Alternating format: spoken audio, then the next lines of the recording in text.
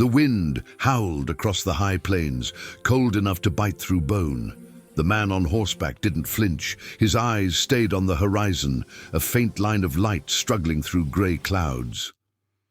The world here was empty, forgotten by time. Mountains rose like broken teeth, and every sound seemed swallowed by distance. He had been riding for 3 days without a word to anyone. His horse was tired, his coat soaked from mist, but there was no stopping yet. Somewhere ahead, there, was a small village, a place people whispered about, where the land met the edge of the desert. They said no stranger stayed there long. He was about to find out why. By the time he reached it, dusk had settled like ash. Smoke curled from one lonely chimney. Wooden huts leaned under the weight of years, and the single street was quiet as a graveyard. He dismounted slowly, boots sinking into the soft earth. A lantern glowed behind a window. He walked toward it, knocked once on the door. For a long moment, nothing. Then a voice from inside, cautious, steady. "What do you want?" "Just shelter," he said. "The night's coming fast." After a pause, the latch lifted. The door opened halfway. A pair of watchful eyes studied him from the shadows. "We don't take strangers here," came the reply. "I figured," he said with a faint smile. "Still, I'd be grateful for a dry corner in the barn. No trouble, no questions." There was silence again. Then, reluctantly, "The barn's empty. Use it." He nodded once. "You've got my thanks." The barn was small and half-collapsed, but it was home enough for the night. He spread his blanket on the floor, fed his horse, and listened to the sound of rain beginning to fall.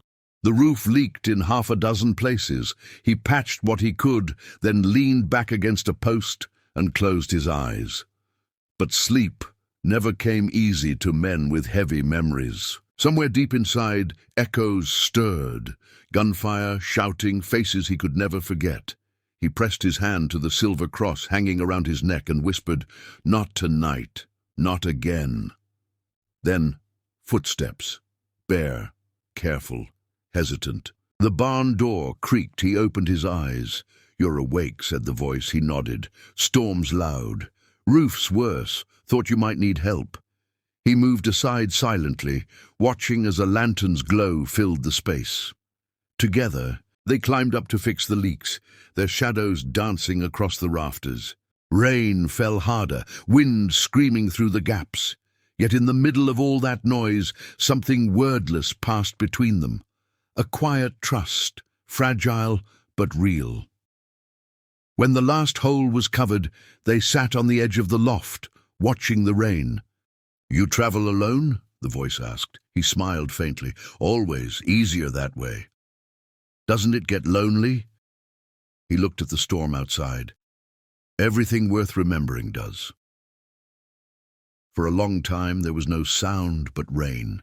Then the voice whispered, "You can stay till morning. It's safer than the road." He nodded once. "Appreciate it." By dawn, the storm had passed. The world looked cleaner, as if it had forgotten the night.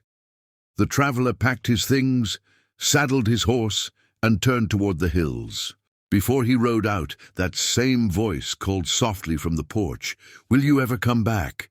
He looked over his shoulder, his expression unreadable beneath the brim of his hat. "If the wind points me this way again," he said. Then he was gone, his figure shrinking into the distance until only dust and sunlight remained. The silent mark of a man who had kept his oath to keep moving, even when his heart begged him to stay. The morning light crept through the thin cracks of the old barn, touching the dust in golden threads. The world had gone silent after the storm, but silence was never peace for a man like him. He sat on the edge of a broken stall, hands rough and scarred, staring at nothing. The smell of rain still lingered in the air. That strange mix of wet earth and memory. He had stayed longer than he planned. One night had turned into two into a week.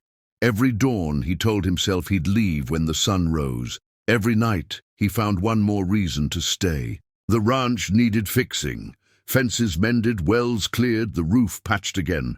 But deep down, he knew he wasn't fixing the ranch. He was fixing himself. The people who lived there said little to him, and he said even less. Yet somehow, words weren't needed. There was a rhythm to their silence. Shared glances over work, quiet meals by the fire, and the slow understanding that sometimes company doesn't require speech. One evening, as the sky burned red over the valley, he sat outside, sharpening his knife. The younger one spoke first. "You don't plan to stay forever, do you?" He didn't look up. No man should ever promise forever. Not when he's seen how fast the world can change. "But this land needs someone," came the quiet reply. "Someone who won't ride away when it gets hard." He paused, the blade still in his hand. "Maybe," he said softly, "but every man rides for a reason. Mine just hasn't ended yet." That night, he couldn't sleep. The wind carried. The whisper of ghosts, the ones he had buried, the promises he had broken, the faces he could never forget. He rose before dawn and saddled his horse, every motion heavy with the weight of decision. When the first light touched the hills, the same voice came from behind. "You're leaving." He didn't turn around. "It's time." "Why?"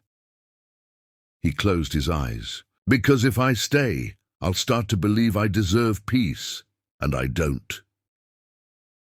There was silence, deep and long. Then a soft reply. "Maybe peace isn't something you deserve. Maybe it's something you earn by trying again." The words struck him harder than any bullet. He turned at last, eyes weary but alive. "And if trying again means staying, then stay," came the answer. The sun climbed higher, spilling gold over the valley. The world seemed to hold its breath as the giant cowboy stood between the road and the home he'd helped rebuild. The wind tugged at his coat, urging him onward, but for the first time in years he ignored it. He untied his horse and led it back to the barn. He hung his hat by the door, the gesture small but final, a man putting down the weight of the road. The days that followed moved slower, gentler. He worked from dawn till dusk, not for pay, not for penance, but for purpose. He taught how to ride stronger, build steadier, and face storms without fear. He smiled more often, though quietly, as if testing the feeling. One afternoon, he found himself standing where the fence met the horizon. The fields stretched endlessly ahead, and for once they didn't look empty. He felt something he hadn't felt in years, belonging. And yet, some oaths are heavier than the heart that carries them. Late one night, when the moon hung low and the air turned cold, he saddled his horse once more. No goodbye, no letter, just a folded scrap of paper left on the table, words scrawled in rough handwriting. "Don't wait for me. Keep building. Keep believing. The road always ends where peace begins." By sunrise, he was gone again, a shadow fading into light. But those who knew him said that sometimes, when the wind blew across the valley, they could hear hoofbeats echoing through the hills. Steady, distant, but alive. They said the giant cowboy never truly left. He just became part of the land he once swore to protect.